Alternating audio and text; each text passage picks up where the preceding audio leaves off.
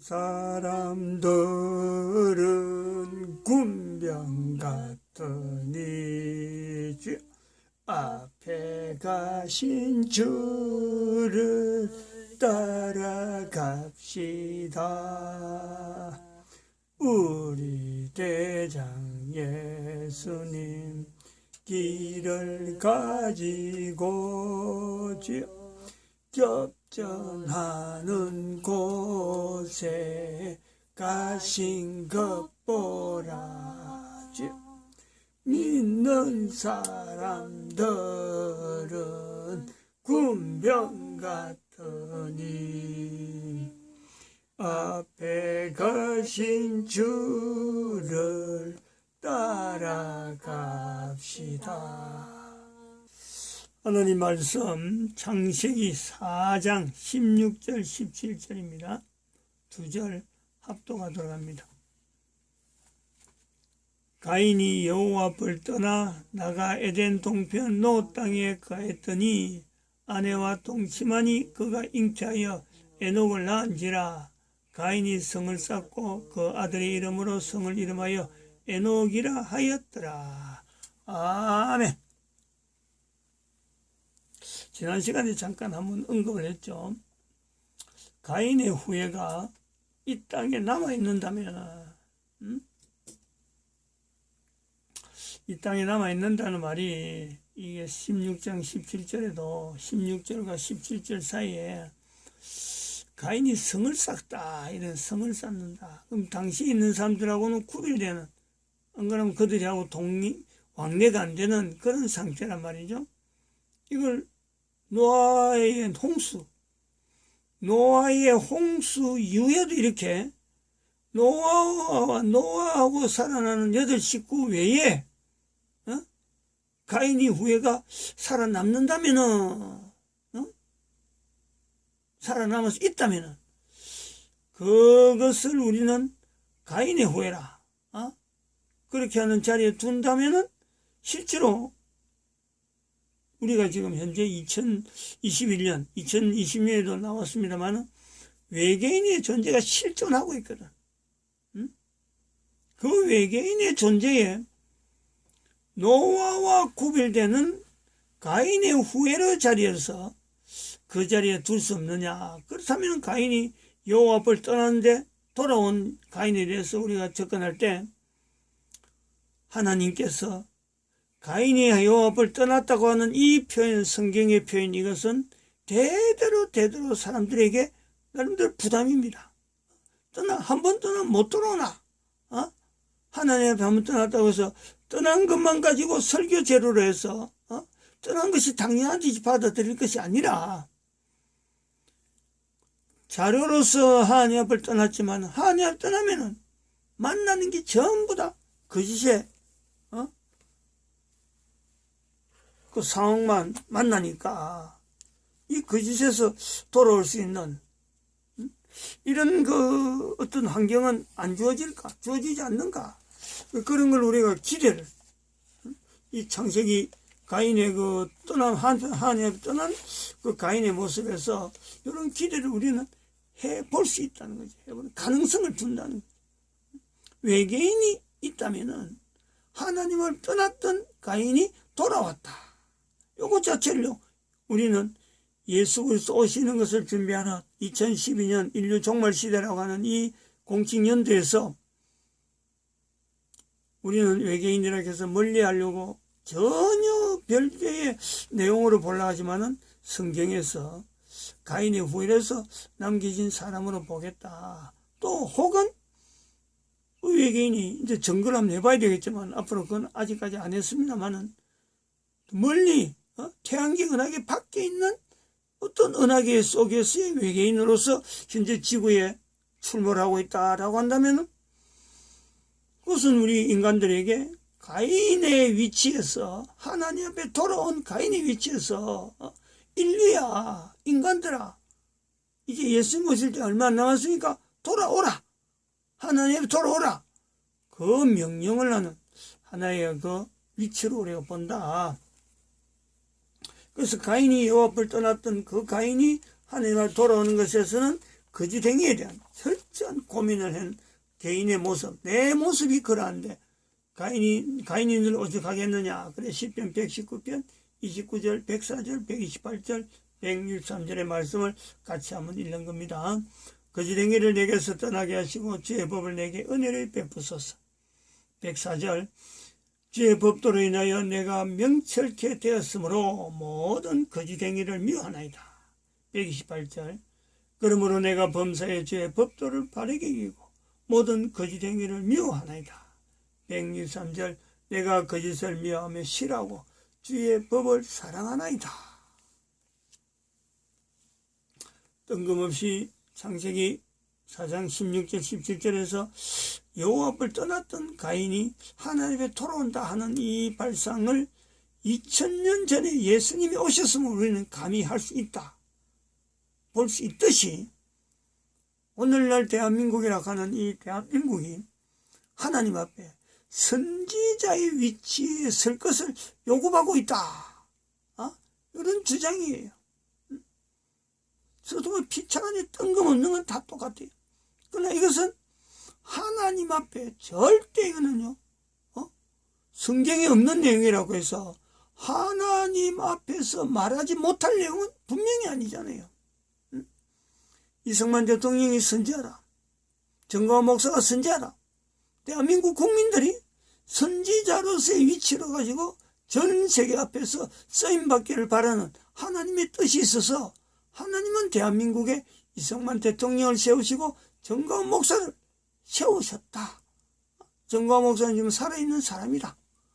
본인이 지금 하나님 앞에 선지자 하는데 하나님 말씀을 붙잡고 있는 선지자 정광훈 목사, 또 하나님 말씀을 붙잡은 건 아니지만 그가 나타낸 흔적이 선지자적인 흔적을 살았다. 이승만 대통령.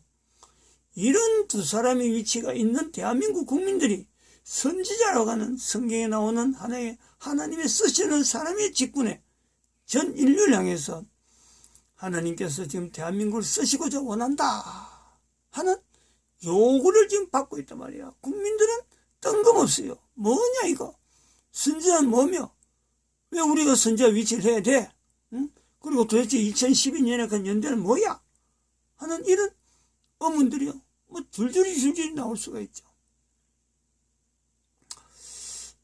오늘은 우리가 그 영상물 하나 봐야 되는데 영상물 보기 전에 요 내용을 한번 설명적으로 해야 됩니다.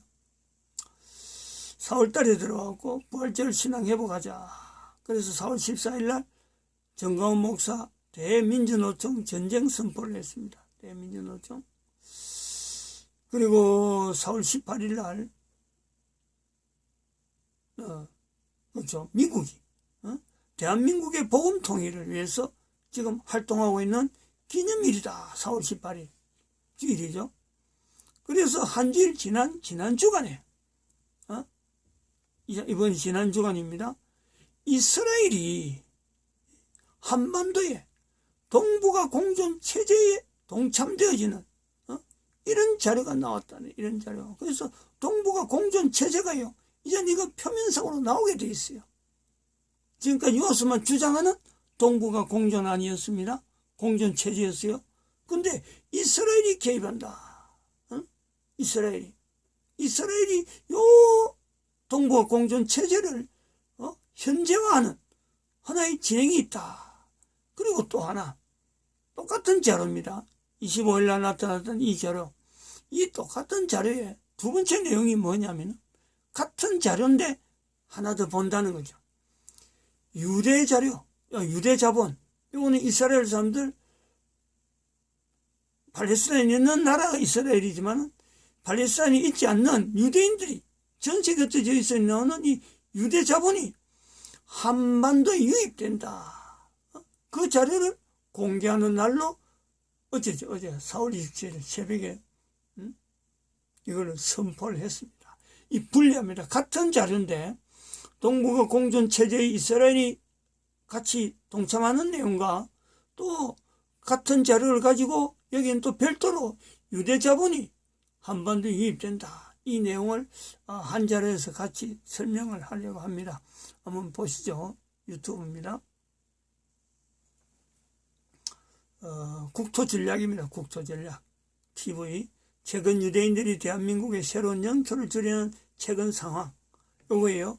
대한민국의 새로운 영토 하는 이게 이제 만주 땅을 이야기하는 우리가 동국과 공존하는 이야기하는 내용이고, 유대인들이 대한민국에 가는 이것이 바로 유대 자본입니다. 한 자리에 두 가지가 있는 겁니다. 같이 포함해서 듣는 것이 좋을 거예요. 세계의 경제 정책의 방향을 결정하는 사람들의 상당수는 유대인이라는 말이 있습니다. 그런데 최근 이 유대인들이 한국을 도와 만주지방을 대한민국에게 고토수복을 하게 한다는 계획이 진행되고 있다는 분석이 나와 충격을 주고 있습니다. 미국, 영국과 같은 세계 경제를 쥐락펴락하는 국가들은 유대인들과의 관계가 좋은 나라였습니다. 이스라엘은 지금도 대한민국을 동북아시아에서 가장 좋아하는 나라입니다. 이스라엘 정부는 독도를 대한민국 영토로 표기하는 유일한 나라이고, 동일을 일본해가 아닌 이스트시라고 표기하는 나라 역시 이스라엘인데요.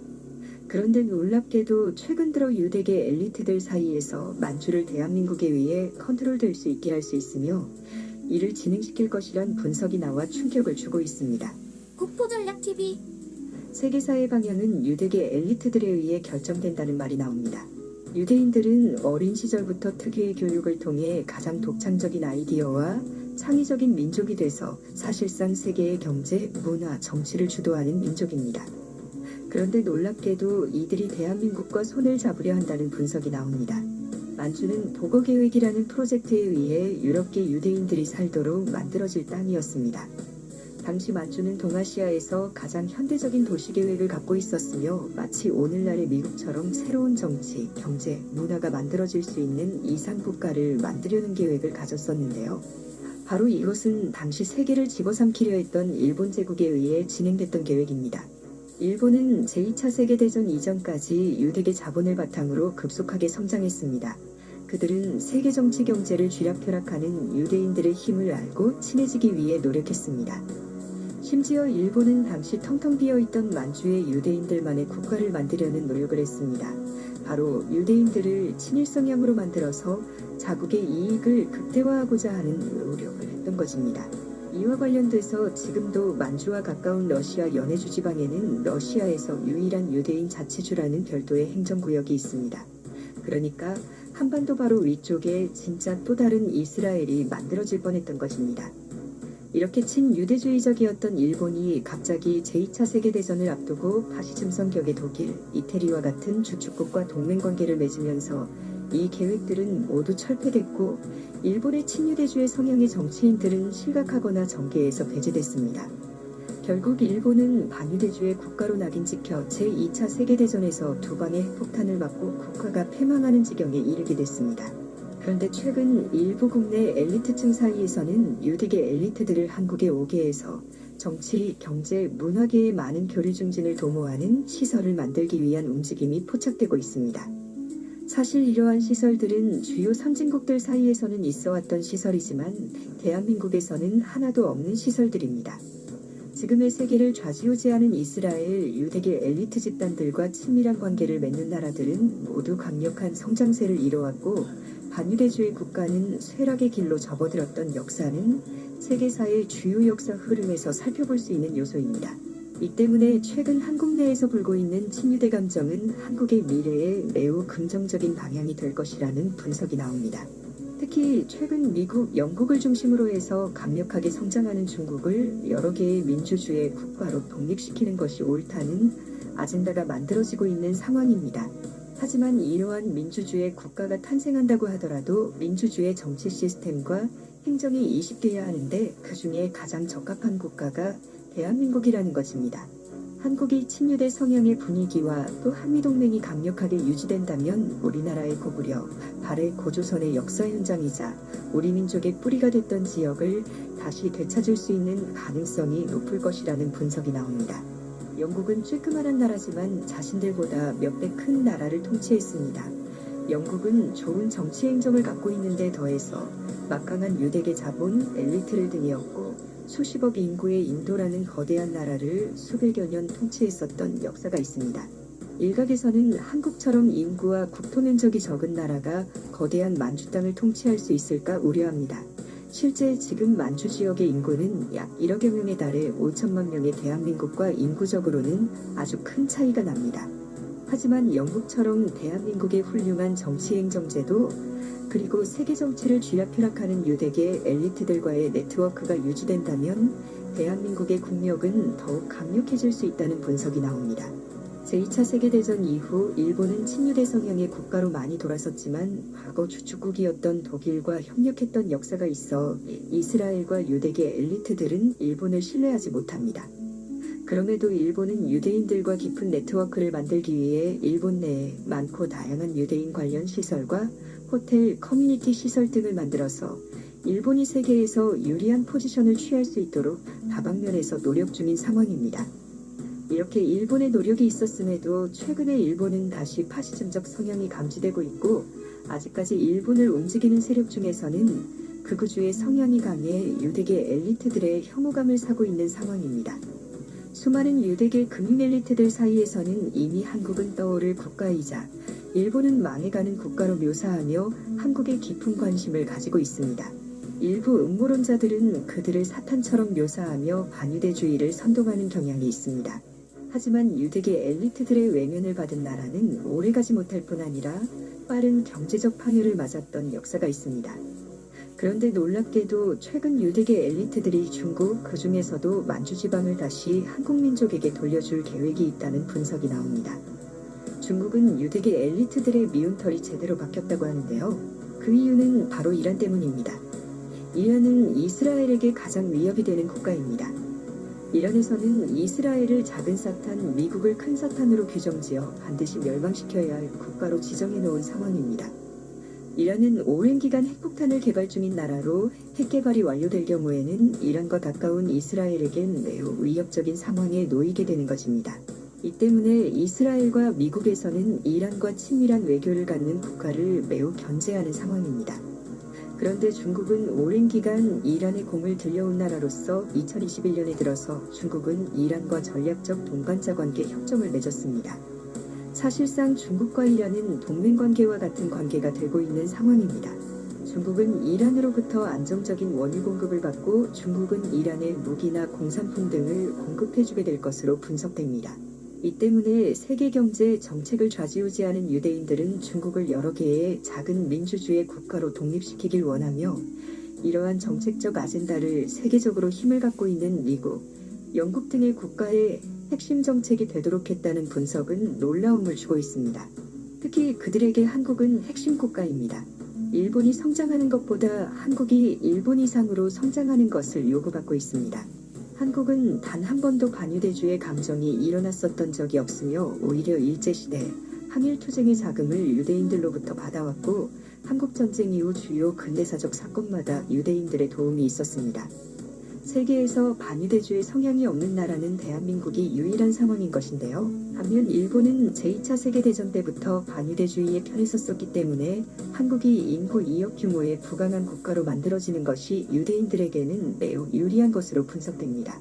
하지만 북한은 친유대주의가 아닌 이란과 혈맹관계로서 북한이 개발한 핵개발이 더욱 진척되며 발전하는 경우에는 이란의 핵기술이 수출될 가능성이 매우 높기 때문에 북한은 매우 유대인들에게는 걸림돌이 되는 상황입니다. 이 때문에 일본은 세계적으로 북한의 문제를 이슈화하며 자국의 이익을 챙기는 한편 북한을 싫어하는 유대인들에게도 잘 보이기 위한 노력을 하고 있습니다.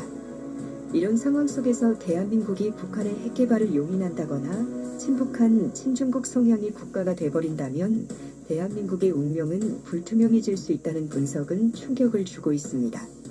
다행히 최근 한국 내 엘리트 집단 사이에서 한국 내의 친유대주의 활성화와 유대계 자본, 유대인 엘리트들과의 교류 협력을 위한 시설들을 건립하기 위한 움직임이 이르면서 한국이 지금보다 더욱 우수한 인류국가가 될 수 있다는 분석이 나옵니다.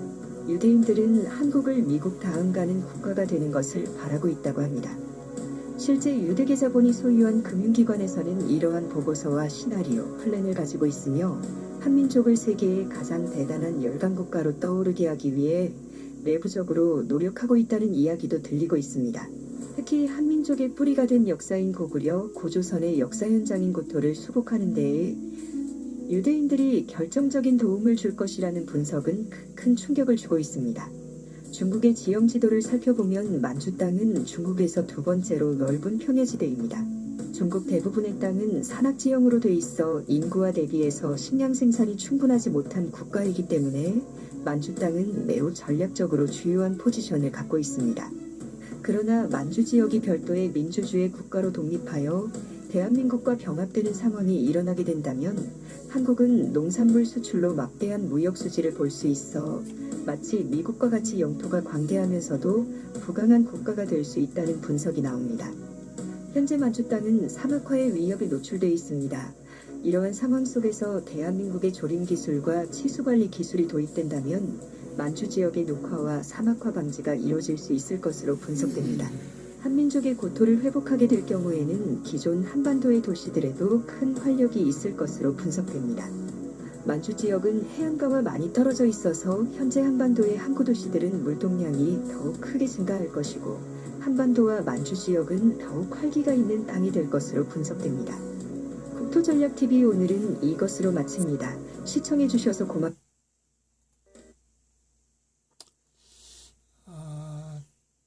요 내용 지금 이 자료가 중요해가지고 제가 그 화면을 화면 하나하나마다 캡처를 다 캡처를 가지고 캡처를 다 해놨습니다. 다 올렸는데 중점적으로 우리가 봐야 될 것은 지난주에 한 내용하고 연결해서 우선은 지금 이 함의정 만주 땅에 이 사람들이 지금 유대인들이 대한민국을 하여금 통치하게 만드는 그런 계획을 세우고 있다. 지금 요 내용이거든요. 전체 내용은 이 만주라고 하는 이 환경에 일본이 도시계획, 일본에 있었던 자료입니다. 일본이 이런 자료를 가지고 있었다는 게 오래전부터 만주를 유대인들이 살기 좋은 그런 고장으로 만들려고 했다. 왜 그러느냐? 여기에 좀 만주라는 요 위치가 중국 땅에서 이렇게 경계되는데 여기 만주죠. 그럼 여기는 소련입니다. 근데 여기에 여기서 만주하고 요 붙어 있는 요 부분에 요렇게 되는 요 위치, 조그마한 여기 러시아 이제 좀 크게 확대하면 요런 지형인데 여기 러시아 땅이에요. 연해주라 그래요. 연해. 여기가 유대인들이 자치구라는 유대인들이. 이건 저는 좀 몰랐습니다. 이번에 이 자료 때문에 알았는데 이런 것이 연결되어서 일본이 만주 땅을 만주국이라고 했죠. 대동아 전쟁, 태평양 경제 일어나기 전에 만주국을 자기들이 운영하다가 일본이 이걸 운영하다가 나중에는 중국하고 전쟁을 막 벌려버렸어요. 중국 전체를 먹으려고 했던 건데 욕심을 낸 거죠. 전국 전체를 먹으려고 욕심을 내다 보니까 결국에는 히틀러하고 독일하고 이태리하고 같이 동맹국이 되어갖고 반유대주의로 들어가 버린 거예요. 결국 그것 때문에 대한민국은 해방이 되는 거죠. 일본이 만약에 요때에 요 정책만 갖고 만주국만 갖고 있었으면은요, 이거 우리나라 이건요, 일제시대 때 벌써 우리나라 없어지는 거예요. 이거 우리가 고려해야 됩니다. 그래서 일단 이스라엘이라고 하는 나라에서 이 만주라고 하는 이곳을 자기들이 눈여겨보고 있었다. 근데 이것은 이제 우리가 날짜를 좀 봐야 됩니다. 4월 20일 날 발표했어요, 이거는. 근데 동북아 공전한, 우리가 이런 동북아 공전하는, 이거는 오래전에, 이 부분에, 동북아 공전은 굉장히 오래전에 이야기했습니다.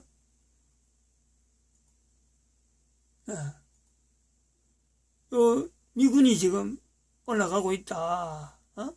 여기, 그 4월 11일 날인가 이거 발표했어요. 미군이 올라가고 있는 이 전쟁이 지금 현재 훈련식으로 해서 평양하고 지금 조율 속에서 올라가고 있다. 북진하고 있다. 미군 단독으로. 그리고 이것이 차츰차츰 발전해하고 북한을 남북 통일을 시킬 수 있는 발판을 지금 미군이 준비하고 있다. 그리고 미군은 여기까지는 해줄 건데 요래 될 때 다음에 해야 될 조치는 바로 만주 땅에 동북아 공전환을 운영하기 위한 하나 여기는 집결지가 될 거다. 여기는 이스라엘도 들어가고 미국도 들어가고 그 다음에는 몽골, 만주, 북한, 대한민국, 일본 이렇게 해서 여기 동북아 공전환 해갖고 공전환입니다. 여기서 연방체제가 여기가 형성이 될 거다.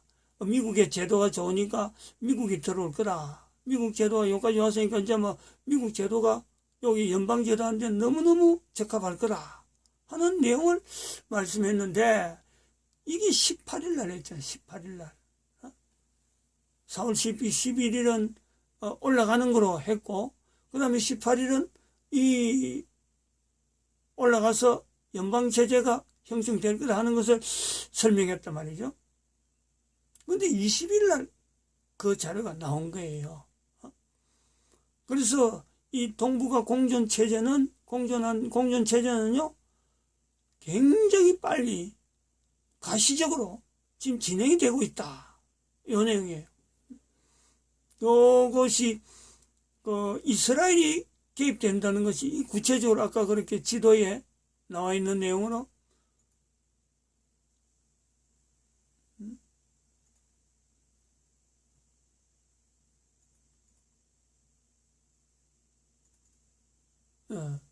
이렇게 지도에 요 부분에 유대인들이 있었기 때문에 유대인들이 있다 하는 이건 뭐 이 부분에 만주 땅을 저들이 나름대로 대한민국 이름을 가지고 지금 이렇게 대한민국을 뭐 크게 하는 거지만 실제로 자기들이 겨누는 건 여기 있는 유대인들이 여기 내려와서 같이 병합해서 살 수 있도록 그 환경 만들라는 거예요. 결국은 자기들이 계산이 없는 게 아니라 그러면 이처럼 확실한 유대인들 쪽에서 이런 시각이 있다면은 동북아 공전 체제는요, 연방체제는 이거는 진행되는 방향에서 분명한 겁니다. 의심할 여지가 없어요.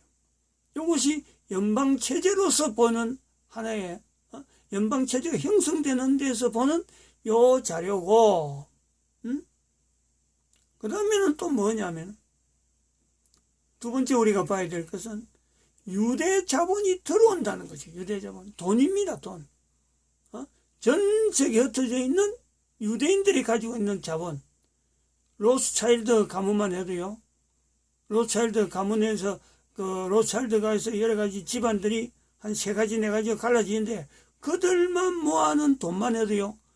6경이래, 6경. 6경이 어느 정도인지 모르잖아요. 우리는 숫자도 못해요, 이거는. 우리는 억도 다루기가 쉽지 않는데, 1조가 9,999억, 9,999억이 넘으면은 1조입니다, 1조. 그 다음에 1경은 9,999조. 9,999조가 넘으면 1경이 되는 거예요. 근데 이게 6경이래. 유대 자본이 얼마나 엄청나냐면 로스차일드 가문만 해도 6경이래. 6경. 나머지 유대인들 또 여러 가지 자본 가진 사람들 많이 있잖아요. 이 사람들 앞에서는 빌 게이츠가요. 돈이 아무리 많아도 저들 앞에는 손도 못 내민다. 유대인들의 자본이 어마어마해요. 그 유대인들의 자본이 전 세계 곳곳에서 여기 몰린다. 어떻게 되겠어요, 앞으로 이 지역이. 근데 여기서 말하는 거는 일본도 들어오고, 남북한이 같이 들어오고, 만주가 이래 통합되고, 여기를 운영을 대한민국이 운영되도록 하겠다 하는 아니란 말이에요. 두 가지를 우리가 이 자료에서 같이 봐야 됩니다. 중요한 것은 우리는 동북아 공존 체제를 통해서 하나님께서 하시는데, 하나님이 하시는 일을 지금 유대 자본을 통해서 이루어가는데, 지금 대한민국 현재 정세도요, 여기에 분명히 영향받는 요소들이 지금 막 일어나고 있는 거예요. 마치겠습니다. 기도하세요.